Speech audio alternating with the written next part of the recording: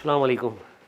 اچھا، یہ دوسرا سوال میرے پاس آ گیا ہے ایک اور، کہ یہ بت پرستی کے بارے میں پوچھا گیا مجھ سے کہ بت پرستی کیا ہے، یہ جو دنیا میں بت پرستی ہو رہی ہے اس کے بارے میں تھوڑا سا قرآن کیا کہتا ہے۔ تو بت جو ہے اس کو عربی میں کہتے ہیں صنم، اور عربی میں زیادہ قرآن کے اندر وہ اسنام کے لفظ، اسنام یعنی جمع میں آیا ہے۔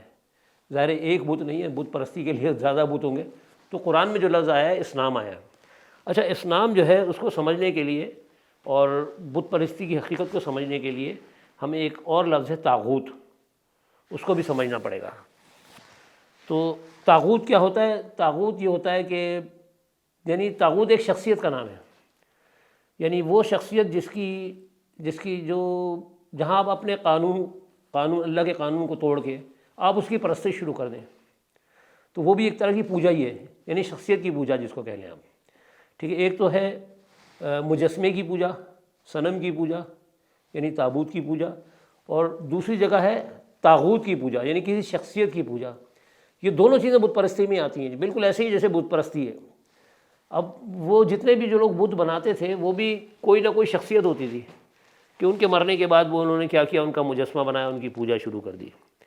اور اس کی اسی طرح سے بالکل یہ طاغوت کا بھی ہے کہ ہم نے دیکھا کہ جی اب کوئی شخص جو تھا بڑا اچھا تھا، ہمیں بہت اچھا لگتا تھا وہ شخص، اس کا جب وہ مر گیا تو ہم نے اس کو دفنا دیا اور اس کے اوپر ایک قبر کے اوپر اس کے مزار بنا دیا، اور پھر ہم جا کے اس سے جس طرح وہ چڑھاوے چڑھا رہے تھے اپنے بت کے اوپر اور اس سے منتیں مانگ رہے ہیں، اس کی پرساد بانٹ رہے ہیں، بالکل اسی طرح سے دوسرا طریقہ یہ بھی بت پرستی ہی ہے اگر دیکھا جائے تو۔ بس فرق یہ ہے کہ ان کا بت یوں ہے، ہمارا بت یوں ہو گیا، تو اس کے اوپر چادریں چڑھانا یہی ہو رہا ہے بت پرستی میں بھی۔ یہ بھی بت پرستی ہے کہ مزار پہ جانا، اس پہ چادریں چڑھانا اور پھر اس کی نیاز بانٹنا، بالکل وہی پیٹرن بھی وہی ہے۔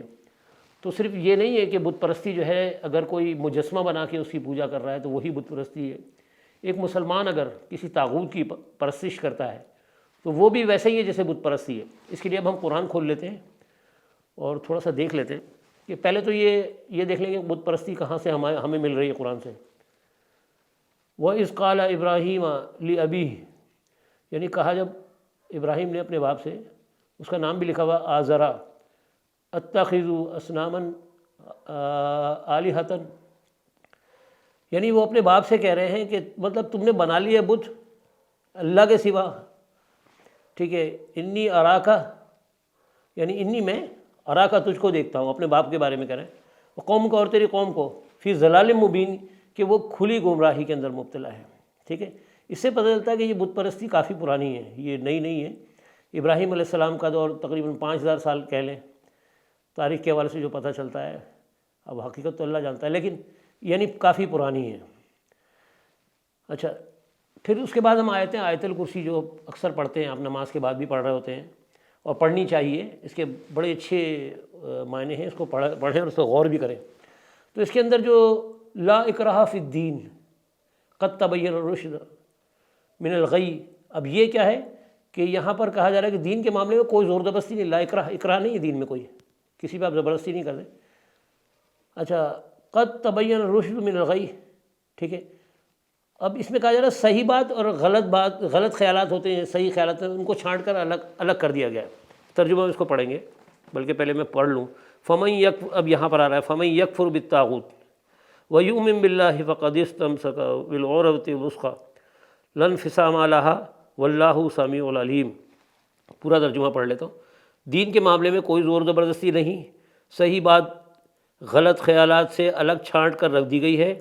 اب جو طاغوت کا انکار کر کے اللہ پر ایمان لایا، اس نے ایک ایسا مضبوط سہارا تھام لیا جو کبھی ٹوٹنے والا نہیں، اور اللہ سب کچھ سننے والا اور جاننے والا ہے۔ دیکھیں جی، یہاں پر بات جس نے یعنی یکفر بالطاغوت، طاغوت کا کفر کرنا ہے ہمیں، طاغوت کی طرف کے پیچھے نہیں بھاگنا، اس کا انکار کرنا ہے ہمیں، یعنی شخصیت پرستی کہ اللہ، اور یہ اگر ہمیں جس طرح بت کی ہم جب پوجا کرتے ہیں، کسی مجسمے کی یا مورتی کی پوجا کرتے ہیں تو کہا جاتا ہے نا کہ یہ شرک کر رہے ہیں، یعنی اللہ کے ساتھ کسی کو شریک کر رہے ہیں، کہ ہم نے اس کی پوجا کر رہے ہیں، اس پہ چڑھاوے چڑھا رہے ہیں، اس کی بات مان رہے ہیں۔ سیدھی بات یہ کہ جو بھی تھا وہ بت اس کی بات مان رہے ہیں۔ اسی طرح اگر ہم طاغوت کی پرستش کرتے ہیں تو وہ بھی وہی ہو جاتا ہے، تو اگر وہ شرک ہے تو یہ بھی شرک ہے۔ اگر مندر میں جا کے اور بت کے اوپر چڑھاوے چڑھا رہے ہیں اور کہا جا رہا ہے کہ تو اللہ کے ساتھ شریک کر دیا، تو اگر کسی انسان کو اگر ہم اس سے جا کے منتیں اور مرادیں مانگ رہے ہیں، جس طرح وہ بت پرستی میں منتیں مانگ رہے ہوتے ہیں بت سے، اسی طرح اگر ہم قبر پہ جا کے منتیں مانگ رہے ہیں تو دونوں بت پرستی میں آئے گا. تو اس کا مطلب آپ یہ نہ سمجھ لیں کہ وہ بت پرست ہے تو ہم بت پرست نہیں ہیں، ہم بھی بت پرست ہیں. پھر اگر وہ مشرک ہیں تو ہم بھی مشرک ہیں. تو اللہ تعالیٰ مجھے اور آپ کو، ہم سب کو شرک سے محفوظ رکھے. شرک کے بارے میں قرآن میں بہت کھل کر بیان کیا اللہ تعالیٰ نے یہاں ان شرک لظلم عظیم. اللہ تعالیٰ کہہ رہے ہیں بے شک شرک جو ہے وہ ظلم عظیم ہے. ومن یشرک باللہ فقد افتری اثما عظیما، اور جس نے شرک کیا اثما عظیما، وہ بڑا گناہ گار ہے. تو یہ ساری چیزیں غور طلب ہیں بھائی. یہ قرآن کا بیان ہے، میرا اپنا کوئی اس میں وہ نہیں ہے کمال، یا میرا اپنا کوئی بیان نہیں ہے. میں نے آپ کو وہی بتایا جو قرآن کے اندر ہے. تو کوشش کریں کہ ان چیزوں سے بھی اجتناب برتیں. السلام علیکم. دعا میں یاد رکھیے. اللہ حافظ.